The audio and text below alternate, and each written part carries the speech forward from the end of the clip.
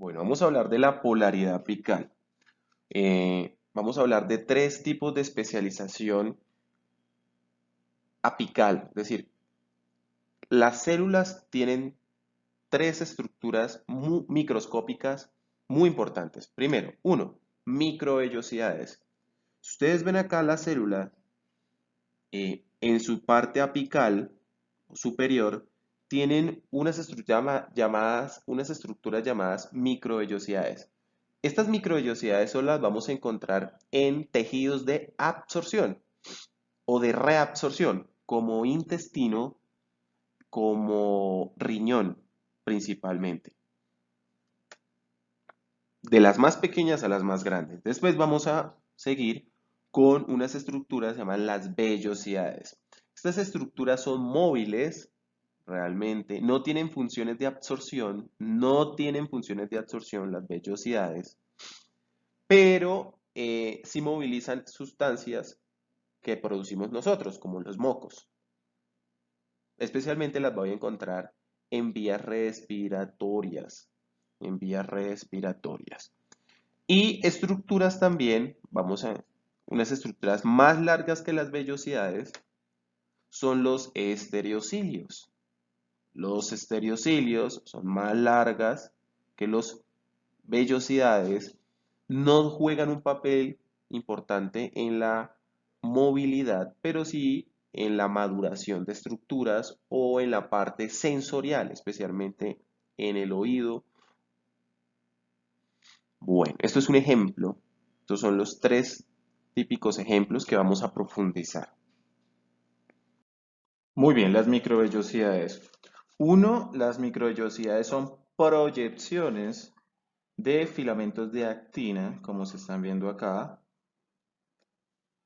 Su función es aumentar la superficie con fines de absorción y reabsorción. No es lo mismo una estructura totalmente plana, ¿sí? Plana, a una estructura que va a ser de esta manera, en menor tamaño, va a contener o va a aumentar su área de superficie. Localización. ¿Dónde vamos a localizar? Principalmente riñón a nivel de los túbulos renales y intestino delgado. Aquí estamos viendo una imagen. Aquí estamos viendo el intestino delgado. Estamos viendo un epitelio cilíndrico simple. Acá, no sé si se alcance a notar como una pequeña línea. Estamos viendo las microvellosidades. Las mismas no se pueden ver en microscopía óptica, solo las podemos ver con el detalle que amerita en microscopía electrónica de transmisión o barrido. Como estamos viendo acá, van a encontrar en la literatura también el nombre de Borden-Cepillo. Borden-Cepillo.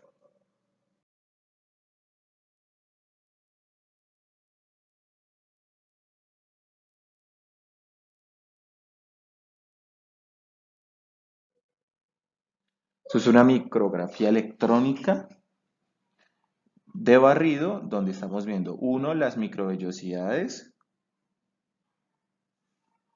Dos, dentro de su microvellosidad estamos viendo los filamentos de actina, que a su vez se anclan a los filamentos intermedios del citoesqueleto y a su vez voy a encontrar aquí una malla citoplasmática de espectrina o también llamado velo terminal. Hacemos una pausa en el video y leemos esto. Aquí nuevamente una imagen comparativa de una microvellosidad, el velo terminal que es la espectrina, los filamentos intermedios donde se ancla estos filamentos de actina. Cabe aclarar que las microvellosidades intestinales contienen mucho glucocáliz. Realmente son enzimas para los procesos digestivos que se encuentran en la superficie o en la parte externa o apical de la microvellosidad.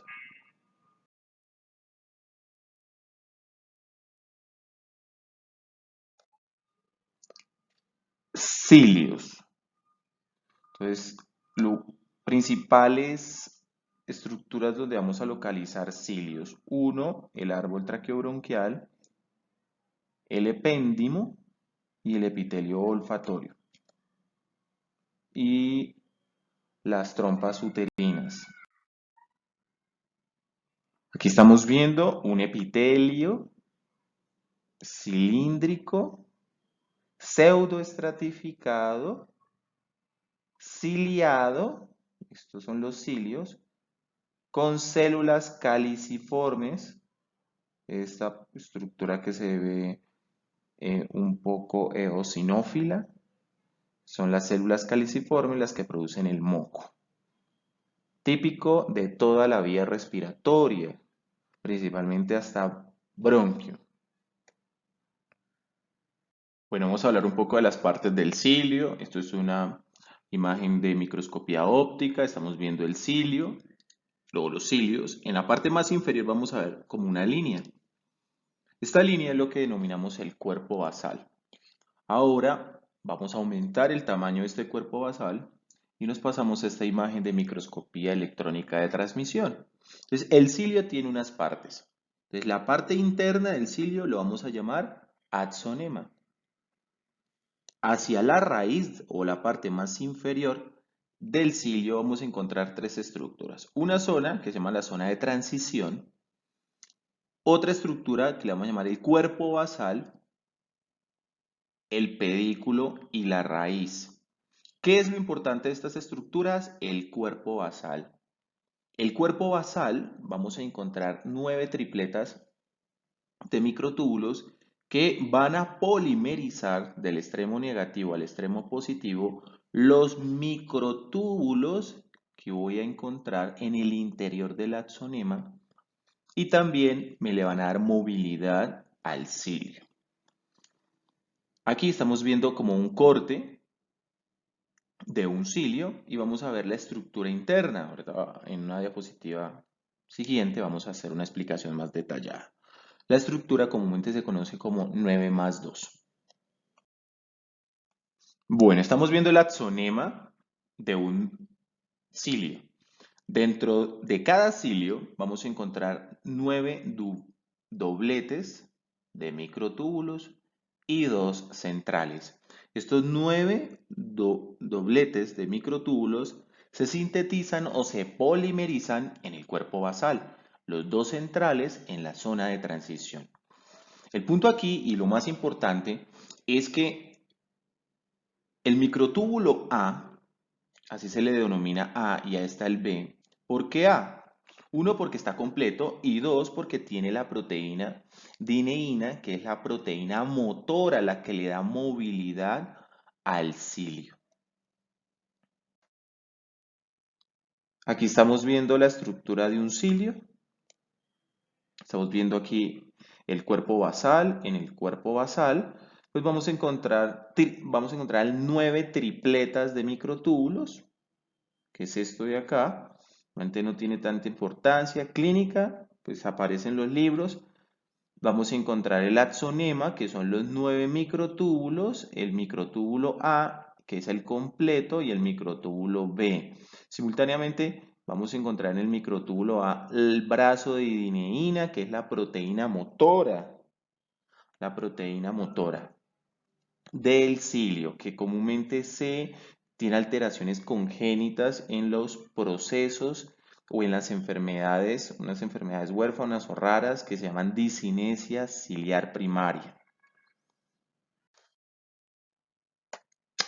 Bueno, estamos viendo acá una microscopía electrónica donde vemos los 9 pares de microtúbulos, el microtúbulo central y quiero que noten acá y acá el brazo de dineína. Esto es un cilio totalmente normal, pero ahora nos vamos a pasar aquí a este cilio de este paciente, donde vamos a ver la ausencia de la dineína en las enfermedades raras o huérfanas denominada discinesia ciliar primaria. Gracias a los cilios, una de las funciones, bueno, tiene dos funciones los cilios. Uno, movilizar sustancias, capturar sustancias también. las captura y las ayuda a movilizar. Aquí estamos viendo espermatozoides móviles. El flagelo es un cilio, pero un poco más largo que el cilio de la vía respiratoria.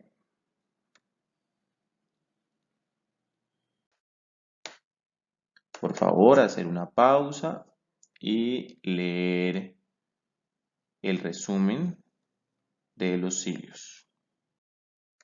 Lo mismo.